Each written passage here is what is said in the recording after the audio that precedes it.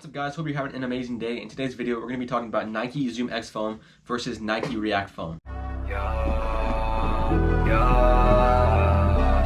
down with the game. I got no time for the drama, but they won't talk on my name now. Enemies wanna be friends with me. No, there ain't no way now. Boy, you should've just stayed down. No, there ain't no way now. I just be in my own lane now. Stay with the gang. So as you can see right here, there's two very nice looking shoes right here. On my right I have the Nike 4% Flyknits, and on my left I have the Nike Infinity Runs. And these shoes have one thing that's a very big difference in them, and it's the foam that they use. This uses Zoom X foam and this uses Nike React foam. Now I want to talk to you guys about the differences between Nike Zoom X foam and Nike React foam. So Nike Zoom X foam is definitely more of a racing foam. It comes in the Nike 4% and the Nike Next Percents, and the Nike React foam is kind of a newer foam, and it comes in the Nike Infinity Runs. There's also some in the Nike Pegasus 35 Turbos. So this shoe that I have right here actually contains both of the foams, the Nike Zoom X foam and the Nike React foam. Something pretty crazy to think about, but Nike's definitely been trying a couple different things with the foam. Obviously there's not one foam that can fit everyone's feet, so they have to make different kinds of foam. That's why I'm talking to you guys about two different kinds of foam today. And if you guys were wondering, this is Mo Farah's signature. I met him a couple years ago at the Chicago Marathon, the day before the marathon. So yeah, it's a pretty cool shoe I have right here. Probably never get rid of it. So here's an older version of Nike racing shoes I have right here. They are the Nike Zoom Flyknit Streaks, and they kind of have the same philosophy as the Nike Flyknit Racers. They also kind of look the same, but these are a half marathon and marathon shoe. You can also get away with wearing them for a 5K on the road. But as you can see, they are a pretty minimal shoe. Nothing really too spectacular about these shoes.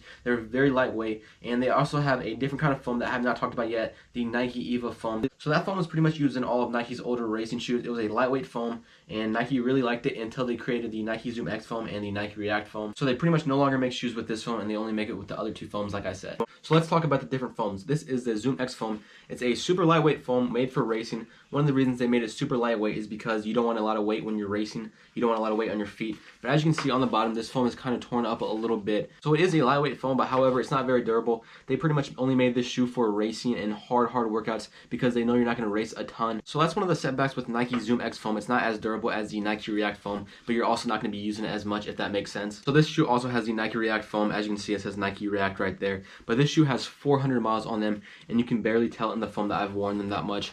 As you can see, there's a little scraping off on the sides right here, but nothing too spectacular as to where you can actually tell that I wore these a lot. These only have 60 miles in them, and these have over 400 miles in them. So yeah, something pretty crazy to think about with the foam. So yeah, more of your lightweight racing shoe and more of your heavyweight long training shoe, if that makes sense. Now that I've talked about these shoes and the foam, we're going to go outside and give them a try and see which ones I like better, and just see which one's more overly comfortable.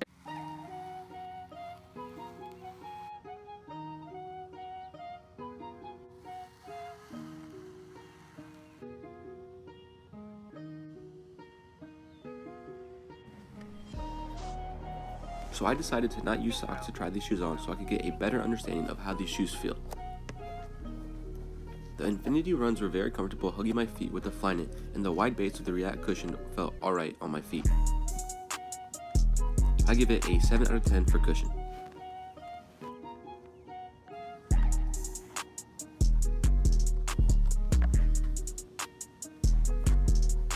The 4% also felt very good on my feet. The Flyknit upper felt really soft against my feet like a sock. The Zoom X was really squishy and felt awesome every step. I give the shoe a 9 out of 10 for cushion.